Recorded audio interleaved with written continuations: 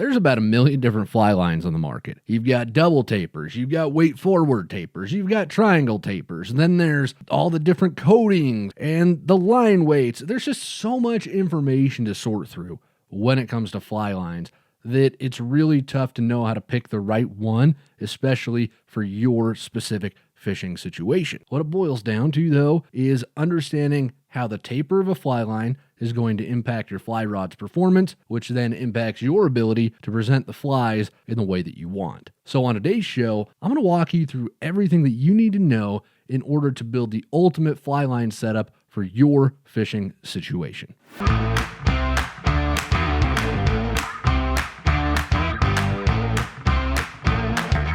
This is Untangled, fly fishing for everyone, presented by Ventures Fly Company. Hey everybody, welcome to it. This is Untangled. I am your host, Spencer Durant, and welcome to the only fly fishing podcast that is more exciting than a blue-winged olive hatch in March. That's right, we bring you all the thrills and fun of fly fishing without the threat of leaky waders.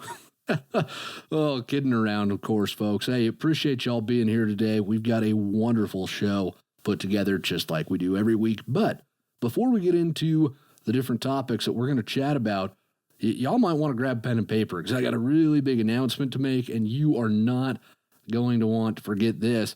We are doing a big-time giveaway to celebrate the holidays.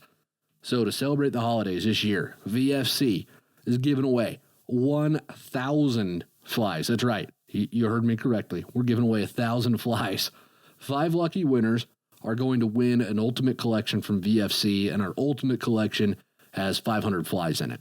To be eligible to win, our ultimate collection does not have 500 flies. Our ultimate collection has 200 flies in it, and 5 people are going to win it. If it would help if I could get this right. So to be eligible to win, this is all you need to do. You've got to visit the link in the podcast description, enter your email so that we can notify you if you win the big prize. Then, if you subscribe to this podcast on Spotify, Apple, or YouTube, you're going to earn an extra 5 entries right there. Then, if you share any of the giveaway posts on social media, and if you follow us on social, you will see some posts popping up over the next little bit about this giveaway. And if you share these with the hashtag 1000flies, you'll get an extra 25 entries, and that is good for every video that you share on each platform. So there is a ton of opportunity to dramatically increase your odds. And this giveaway goes until December 9th at 11:59 p.m. Winners will be notified on December 10th and announced in our weekly VFC email. So if you want to get your hands on 200 flies, I would take part in this giveaway. I would do it yesterday, in fact, and I might even have to get in on this giveaway because I'm kind of out of flies and kind of lazy, and I don't want to tie my own flies, so I'd love to have somebody tie flies for me. We'll talk about that later. Definitely be part of this giveaway. You guys don't want to miss out on that opportunity, and you don't want to miss anything on the show either because we are going to be talking about flies and streamers for largemouth and smallmouth bass today, how to cast dry dropper rigs, why fly size actually matters, fly line memory problems, and the best rod and reel setup for beginning anglers. So we've got a ton of information to get to, and we're just gonna jump right into it with our short questions. First one, and I believe, we have 3. We have 3 today. We got 3 short questions, and our first one is Scott from Indiana writes in and says, "Where I'm located, there's not a lot of trout. Do you have any recommendations for flies and streamers for smallmouth and largemouth bass?" Well, I really do love catching bass on poppers. It's quite a bit of fun, so I'd always recommend having some of those kicking around. I've also had really good luck with rabbit leeches for smallmouth, so I would have some of those in a wide variety of colors. You also can't go wrong with gurglers, woolly buggers, belly bumpers, and clouser minnows. Those are all go-to bass flies. I'd also suggest checking with some of the fishing shops. Even if there's not a fly shop around, any fishing shop should have kind of the lowdown on what baits work well, and if you see a certain bait that works well, you can imitate that with a fly pretty easily. So I would check that way as well, Scott. That'll help you hopefully get you into some bass there. We don't have a whole ton here in Wyoming, so I need to get out and do more bass fishing than I do. Anyways, appreciate the question, Scott. Thank you. And Pat writes in next and says, any tips on casting dry dropper rigs? It seems that when I false cast the dry and dropper rig, the dry and dropper get tangled. Looking forward to the weekly podcast. Love VFC. Pat, VFC loves you. Don't ever forget that. Cling to that in the moments when you need it. Oh, seriously though, Pat, we appreciate you writing that in. And this is a good question. It's actually super easy to get a dry dropper rig tangled, so don't worry. You're not in this minority of people who can't do it. It's a tougher rig to cast sometimes, but it's also really easy to fix too. You're tangling likely because you're creating a tailing loop during your cast, and that happens when you don't wait long enough during each casting stroke. Remember, when you add a dropper to your dry fly, you're actually increasing the total length of your rig. That means you need to allow more time for that to straighten out before making your next casting stroke.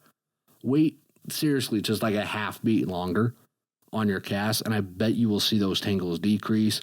Without me being able to watch you cast, I can't tell you for sure, but this sounds like probably what your problem is.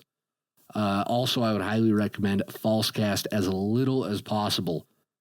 It's really hard to catch fish if your flies are in the air more than in the water, and that's not just one of those little sayings, that's actually true. So false cast as little as possible, get your flies down, wait just a tiny bit longer, and you'll probably notice those tangles decrease. Thanks a bunch. I appreciate that, Pat. And our last short question is from the Great White North. Andrew from Ontario writes in, says, hi, Spencer. My question today is, why can't anyone in fly fishing be more specific as to the size of fly used? Examples like small, medium, large, and meat-sized. Also, these would change with species, so would it not be easier to be specific? Thank you, P.S. Pepsi for the win. Well, Andrew, I almost just threw your question out because I don't know that I can answer questions from people who drink Pepsi. It's just clearly such a subpar soft drink. No, it's not. I'm kidding. I promise I'm kidding. I'm kidding, Andrew. I'm glad you have something that brings you joy. This is an interesting question, though, and I've actually received a few questions in this same vein lately. So what it boils down to is that, and I think the reason that we tend to be more general is that what is small on some rivers isn't the same as small on other rivers. For example, there's a river in Oregon that I love to fish where small bugs are like a size 24 or a size 26. If you're using 22s and 20s, that's kind of an average of the size of bug that you need to use if you're going to catch fish there. So if you get to like 18s and 20s on any given day on that river, then you're fishing bigger flies. When we say to use a small fly, we're really just trying to give you as an angler a ballpark to work with so that you're close to what the actual bug sizes might be. You can always mitigate this by matching the bug you pick to whatever bugs you see on, in, or around the water as well. Us using those sizes, it really is just a way to generalize. So you start thinking, okay, he said small.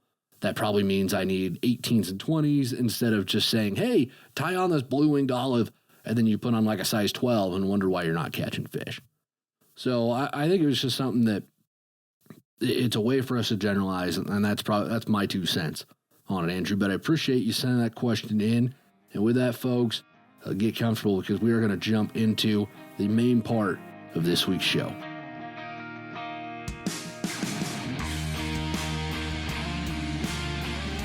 Daniel from Alabama writes in and says, hello, I hope this question makes sense. I'm going to give it a shot, though. So I am still pretty new to fly fishing, and I am still learning to cast. I have 2 rods, one 6-weight and one 5-weight. The 5-weight is a new rod. While out fishing with it, I noticed that I was not shooting the line out, and it did not matter how much line I had pulled off the reel. The rod was put together right, and the line was through the guides right, but while casting, the line would just catch. Very little, if any, of the line was cast out, just what was out to the end of the rod. It seemed to get a little better the longer I fished, but it never completely casted right. I noticed that the line right off the reel was twisting really badly. The line even knotted up once or twice. Can line get twisted when they spool it at the shop? When buying a combo set that is spooled already, should I consider going ahead and buying better line? Was it me? Should I try to straighten the line? Like I say, I'm still learning, but I've never had the same problem with my other rod. I do think the reel is overspooled, so I am going to take some backing off. The combo I bought is a Redington Wrangler 9-foot 5-weight. I'm only including the manufacturer strictly for the info. Thanks for all you do. Oh, by the way, I caught my first trout on the fly rod earlier this year in North Carolina. Now that is just about all I think about. I hope those questions made sense. Daniel, congrats on catching the first first fish on the fly rod. That's tons of fun, isn't it? I'm really stoked for you on that one. And Daniel, your question does make sense. So don't worry about that part. I think there are two possible problems here. Number one, you mentioned that you are still learning a cast. So there's a distinct possibility that the line isn't shooting through your guides because you're not casting correctly. Now, I know you say you didn't have an issue with this on your other rods, but it is just something I want to bring up because you don't want to, especially if you're self-taught, you don't want to let a bad habit that you don't know is a bad habit creep in, and then you don't know it's a problem, and you've got to fix it later on. I kind of had to do that when I started out fly fishing because my dad he just handed me a rod and he said, have fun, don't get it tangled. And then he went up the river so that he could get some peace and quiet, and I don't blame him. But, I learned a lot of bad habits myself. So you want to mitigate those as much as possible. So that's the only reason I bring it up. We do have a fly casting video in our beginner fly fishing masterclass. I'd highly recommend you take a look at that. I've linked it in the podcast description. Now, I told you there were two potential issues. Well, the other one is something that I bet a lot of new anglers aren't familiar with. So I want to dive into that a bit, and we will be diving into fly line in the next question in the show, so stay tuned for that. When you buy new fly line and you get it spooled onto a reel, that line has a lot of what we call line memory. Line memory, it just basically refers to how much the line remembers its coils, and it'll put remembers in air quotes there for you. Once the line has been pulled off the reel, does it still stay in tight coils, or does it straighten out? That's the line's memory. More expensive fly lines tend to have less memory, so they straighten out more quickly than cheaper fly lines do. I actually reviewed the Redington Wrangler earlier this year, and that line does have quite a bit of memory. I can't remember what Rio line they put on it, but it was pretty curly coming off the reel for me as well. So after you fish it a few times, it should straighten out.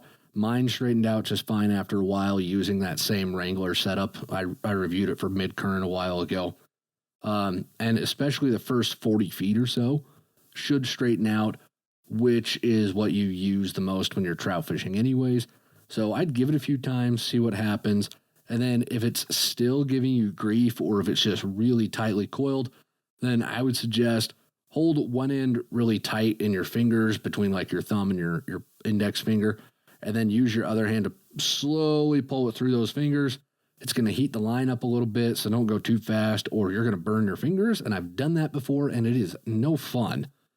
But that'll help dissipate the stretch a little bit. So hopefully those answers get to the heart of your question. And if you need any more clarification, Daniel, please don't hesitate to reach back on out.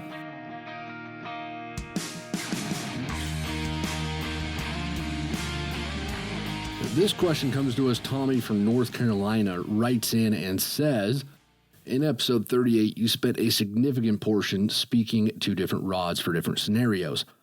Question number 1, is this also true for reels and line? Rio has a line for everything. 2, can some of this be offset by carrying extra spools? 3, is it a good idea then to buy extra spools rather than reels? If number 3, then can you help a brother out on how to get spare spools for some older reels? Caffeine-free Diet Pepsi rules for the moment. Stay tuned for later developments. And that's Tommy from North Carolina. Tommy, great to hear from you again, man. Appreciate it. And why would you drink the caffeine-free stuff? I mean, first we've got someone saying they enjoy Pepsi, which, all right. But now you're telling me caffeine-free Diet Pepsi? Who hurt you, Tommy? What's going on? I'm kidding around, of course. I really appreciate this question, though, Tommy. And like I teased, this is the question that I teased in the hook for today's show. I'm going to use your question as a springboard to go into detail on fly lines. But before we dive into the specifics on fly lines, I want to answer your questions directly. Yes, there is a fly line for every situation. Yes, extra spools help a ton in having fly lines ready for certain situations. eBay is your best bet to find extra spools for out of production reels. That or calling the manufacturer directly. Sometimes they have good ideas to help you out. All right, now that I've answered Tommy's questions directly, it begs another question. Why is fly line so important, and how do you know which fly line is best for any given situation? Well, I thought about this quite a bit, and what I ended up just breaking it down into four hopefully easy steps. We'll see how easy they are. But to understand fly line and to pick the right one, you need to understand the taper of a fly line and what that means, including head length. You also need to understand the purpose with which any given fly line was built. You need to pay attention to the water type that fly line is built for. And then once you know those things, you can start to match fly lines to specific rods in your quiver. So that is what I would recommend that you need to know. But before we start, I do want to define some terms as well, just so we're not left wondering what I mean when I say, well, this is the head or running line. So the taper of a fly line, this just refers to the thickness of the fly line at any given point and how it goes from thick to thin. So the way a fly line becomes thick or thin is going to impact how it loads your rod and how it presents your flies. We're also going to talk about the head quite a bit. The head is part of a weight forward fly line that encompasses the front taper, the belly, and the rear taper. Basically, it's the entire line except for the running line. And then running line, this is the thin level line, meaning that there's no taper to it at all. Usually, and it's stacked up right behind the head. This is also sometimes called the shooting line. So we've defined some terms. Let's dive into this stuff. So starting with the taper, what do we need to know about fly line taper? How is this going to help y'all out? Well, it can be kind of a complex topic, but you essentially have two main types of fly line tapers these days. You've got a weight forward or a double taper. Triangle tapers exist, but those are primarily used on like slower action graphite rods, fiberglass, and bamboo, so they're not terribly common. I've cast one, I believe, like once, and I need to get some because I've got some awesome older bamboo rods. I just haven't got around to it yet. But anyways, for the sake of our discussion and for 99.9%, I think, of anglers out there, the question is going to be between weight forward and double taper fly lines. So now the weight of a fly line is also going to get kind of, we could really get into things here, but at its most basic, a fly line is assigned a weight based on how many grains its head weighs or how many grains like the first 30 feet of it weighs.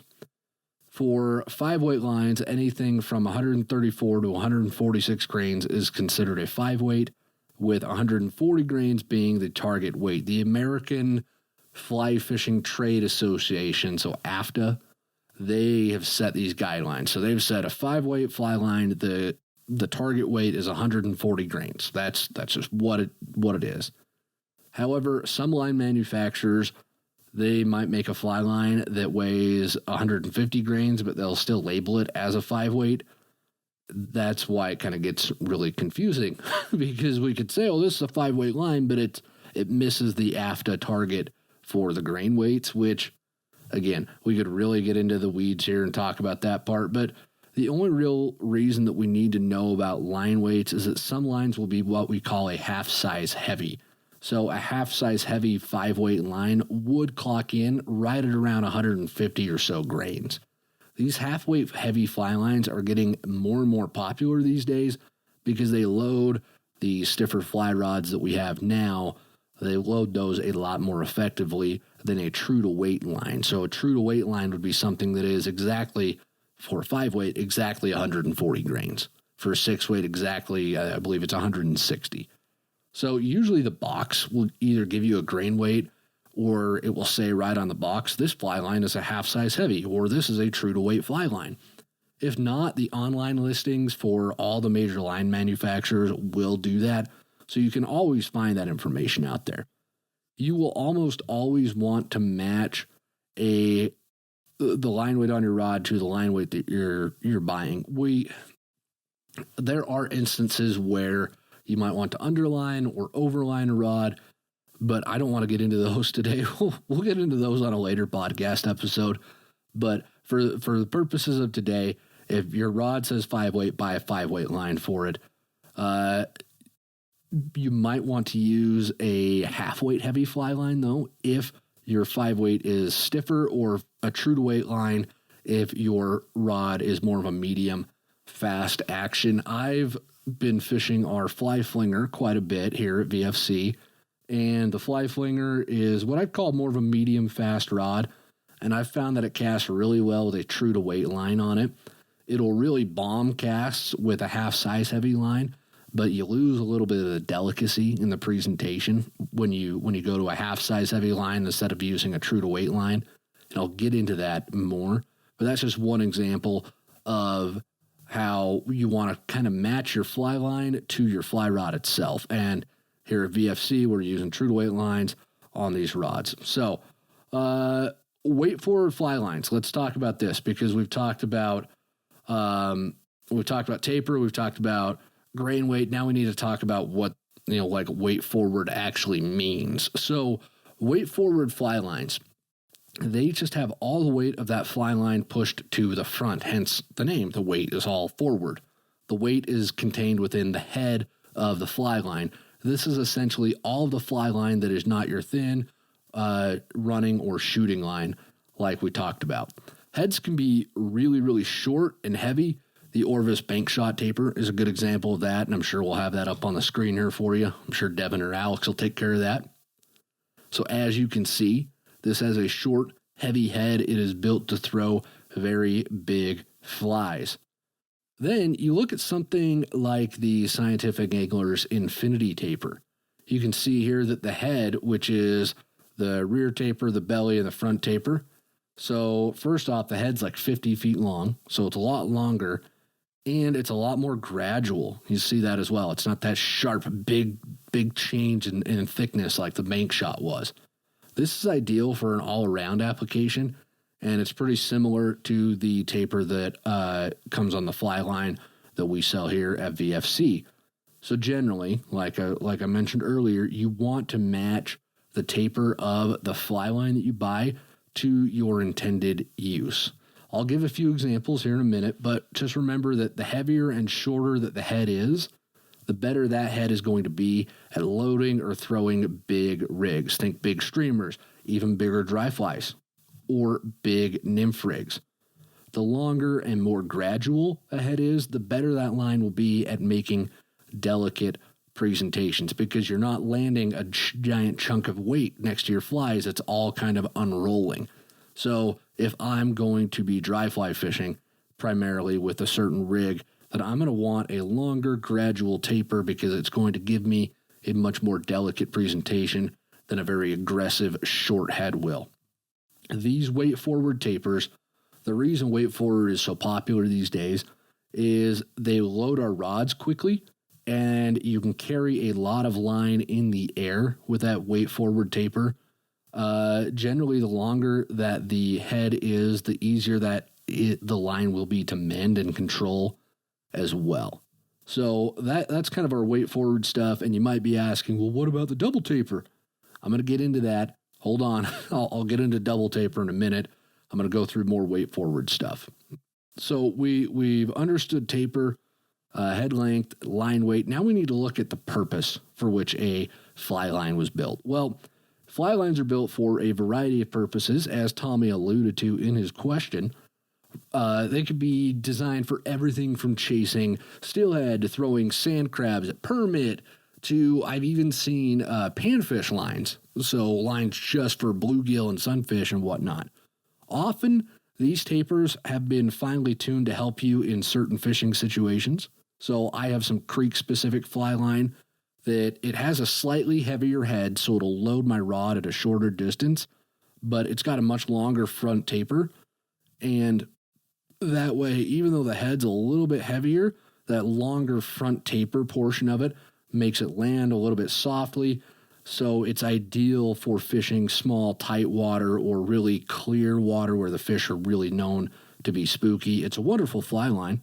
I've enjoyed it quite a bit, but it's not what I would tie on for a day of fishing dries on the green, for example, because on the green, I'm going to need some distance as well as the accuracy component. So you want to look at what they're built for. Some fly lines, I've seen some that are built just for indicator nymphing, and they've got a very long but slender head that helps on roll cast better. Some fly lines are also built for use in certain water types. Saltwater fly lines are going to have features that you just don't need in freshwater. And within the freshwater realm, you'll find lines tailored for cold water and warm water species. So there really is a fly line out there for just about every situation. All right. Take a breath because you've got all this information. Just thrown it all into your head. Now, what do you do with it? How do you take all of this info and actually make a good choice with it, help you match the right fly line to your rod? Well, as a general rule, and this is a very general rule, I'll go out and say, most of our modern medium to fast action fly rods are going to perform best with weight forward fly lines that have a little bit more of a gradual taper to them. This allows these rods to cast a wide variety of flies, but still maintain delicacy within your presentation. That's because most of the rods that are built and sold are 5 weights, and the 5 weight needs to be the do everything very well fly rod. So your fly line should match that as well. So that longer, more gradual taper that just helps maintain delicacy, but you can still get bigger flies out there. That's why that style of fly line is so popular, and that's why because the fly line's getting matched to the rods themselves. So if you buy a faster rod, though, let's say you picked up, I'm trying to think of a faster rod right off the top of my head, the Sage R8, which is quick, but I wouldn't call it super fast. It's not as fast as the Sage 1 was. Oh my goodness, that thing was quick. But if I bought a 6-weight Sage R8, with the idea of using it for streamers, then I would want to look for a line that has an aggressive, heavy taper, or even a line that says, a lot of them will just say on the box, this is a streamer line. And it's a streamer line because it has a more aggressive, heavy taper to it. If you buy a rod for small dry fly fishing, then you're going to want that dry fly focused line that I referenced earlier. It's going to serve you a lot better. Again, almost all fly boxes should have a taper diagram on them somewhere so you can see how long the head is, how aggressive it is, and the intended use for that taper. These are all online as well, so if you buy your lines online, you can get that information. Now, I do need to address double taper lines because I said I would, and I'm not going to just leave them out because the double taper line is criminally underrated, in my opinion. What it is it's a line that's almost level for its entire length. It doesn't have a head. It doesn't have a running line. The entire line is just almost an entirely level taper.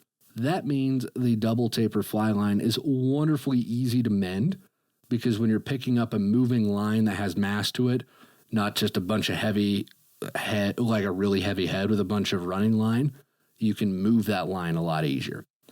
Double taper lines are also known for being a lot more delicate when they land because the weight is distributed evenly throughout the line instead of being concentrated at the front.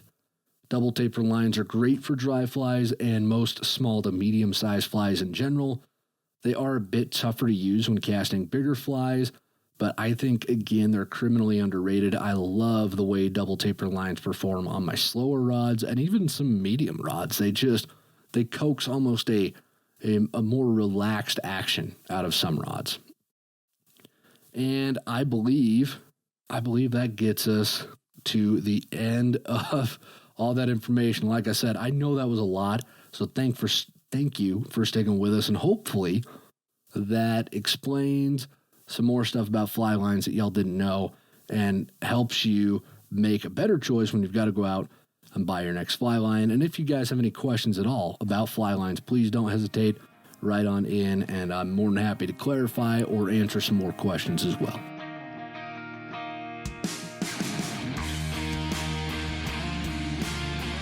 Giovanni from Ontario has our next question, writes in and says, I currently have a TFO NXT Lefty Cray 8-9 fly rod and reel I got from Bass Pro back in 2016. I wanted to get into fly fishing back then, but I didn't do my research. Long story short, life happened, just never really had a chance to get into it, but I'm making the time now and come to the realization that I think the rod might be overkill. I'm not sure if I should sell the rod and reel and try to get something similar or just use it. Sorry for the long-winded question. I'm just not sure what to do and would love your advice and guidance. Love the show. I've been binge listening to it, trying to get caught up and watching the Ventures Fly Co. YouTube videos when I can. Thanks for everything you guys are doing. Giovanni, it's great to hear from you, and this is a great question. I'm glad that you're getting back into fly fishing. So life should never get so busy that you can't go fishing.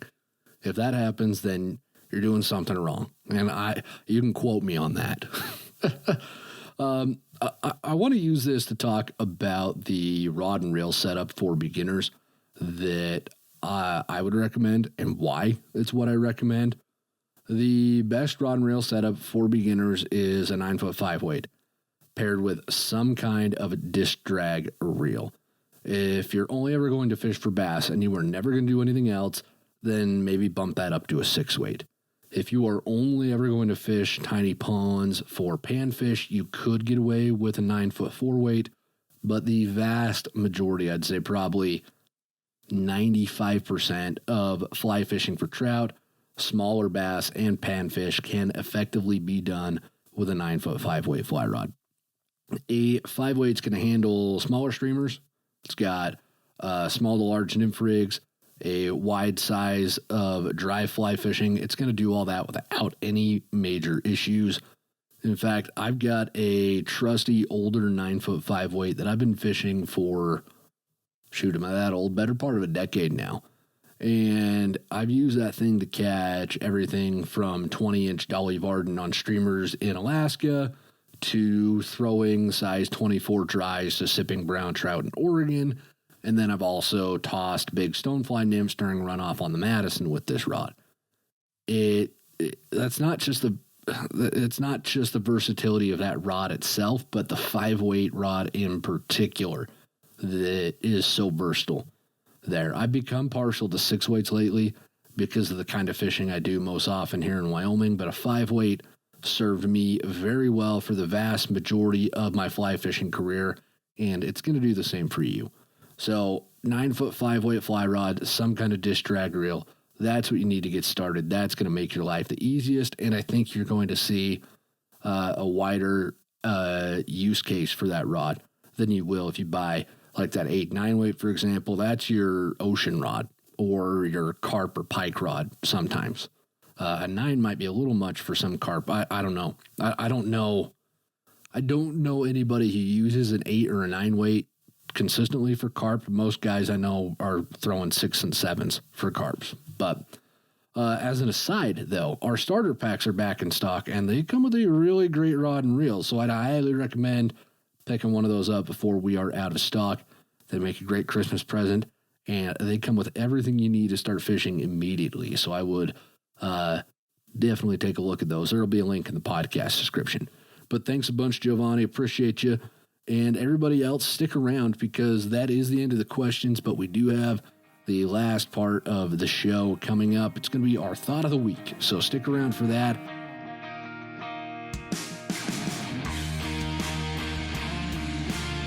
So, Thought of the Week this week, I kind of went back and forth on different topics, and I think I want to talk about whether you actually need an expensive fly rod or not, because it's something that I've talked about with some newer anglers a lot lately, and something that I even talked about with Alex a couple weeks ago. I think we were out fishing. And what it boils down to is we get into something, and I realize there's like two kinds of people. There's people like me who want the nicest gear they can afford, and they want to buy the best so that they don't have to worry about it for the foreseeable future. And then you've kind of got the other end of the spectrum of folks who buy the stuff that's a really good bargain and they just make it work for them. So where's the reality though? Like, what do you really need? Do you really need that expensive fly rod? Do you really need the brand new, the new Winston Air 2 Max that just came out? I think I tell y'all right now, and this is not a knock on Winston. I'm not trying to throw them under the bus. I love Winston. I've fished Winston rods for a long time. I think they do a lot of really good things, but it starts at $1,245. That's a lot of money. So when you're ready to make that decision, do you actually need to spend that kind of money? Well, really what it boils down to, and I've reviewed fly rods for the better part of a decade now, and I've fished the really expensive ones, and I've fished the beginner ones, and I've fished a lot of the ones in between. And what I've kind of found is that the expensive fly rod is only going to help you out if you already know what you're doing. If you're brand new, you're not going to appreciate what that expensive fly rod does for a while until you really get into fly fishing, because all the expensive rods do is they just make all these fishing tasks easier. They, in case of that Winston Air 2 Max, that's their bigger game rod, their big streamers rod and whatnot. So you're going to be able to pick up more line. It's a little bit more powerful. It's faster. So you can get casts out there in you can get your flies out there in fewer casts. You've got a little bit more backbone to handle the big fish, so you can land the big fish quicker. It does everything that a cheaper rod will do, but it does it better. And there's the mystique of buying from certain brands, right? Every brand's got their cult following, and every brand's got their identity. You know, you might want to buy a Sage or a Scott or a Winston, just depending on what you identify with. You might want an Orvis as well. It just kind of depends on what brand you resonate with the most as well. But what their expensive rods do is it takes everything that you're trying to do as an angler, and if your skills are solid, then it's going to make life easier on you. The really good example that I like to go back to is when Orvis came out with their H3 rods. One of their advertising taglines was accurate from anywhere. And it was really interesting because I remember, excuse me, I remember reading, or I might have even been talking to one of the designers over there at Orvis, and they said something to the effect of accuracy is a casting problem, but it's also a fly rod problem, in that in order to be accurate, a fly rod needs to remove as many variables from the equation as possible. So what that means is an accurate fly rod is some rods are going to be inherently more accurate than others because of how they're built. They might have less side-to-side wobble in them. That's called oscillation. They don't move side-to-side during the cast. They track straight. So obviously, if the rod's better, if you are an adequate angler who knows how to cast, you're going to see more accurate casts out of a really high-end product than you will maybe out of some of the less expensive rods. There's a few cheaper rods that I have fished. In fact, just a couple weeks ago, I was fishing a mid-priced rod. I think it retails for like $500-ish. It was really good, but I did notice that, especially throwing my longer casts, out to like 50, 60 feet, it wasn't as accurate as some of my more expensive rods. So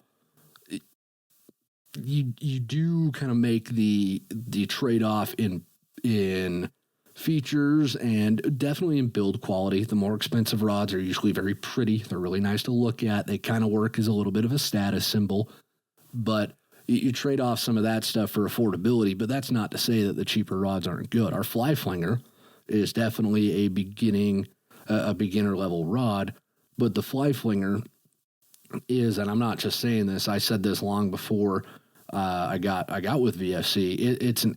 It's a good solid rod because it does so many things very well. So that's kind of that's my 2 cents on the expensive fly rod market. Is sometimes you're going to find the cheaper rod that just works for you, but usually you get what you pay for. Now, you don't need an expensive rod to be a quote-unquote great angler. I know the best angler I've ever met, Mysis Mike, one of the best guys I've ever met, he has been fishing the same Cabela's Three Forks rod since I've known him. And Mike can just outfish me and anybody else I've ever met. So, do you really need it?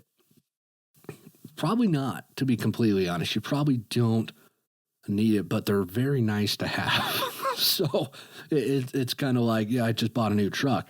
Did I really need as much truck as I bought? No, probably not. But is it nice to have? Yeah, it's really nice to have. So that's sort of the same thought process you go through with expensive fly rods. And that's going to wrap the show up this week, folks.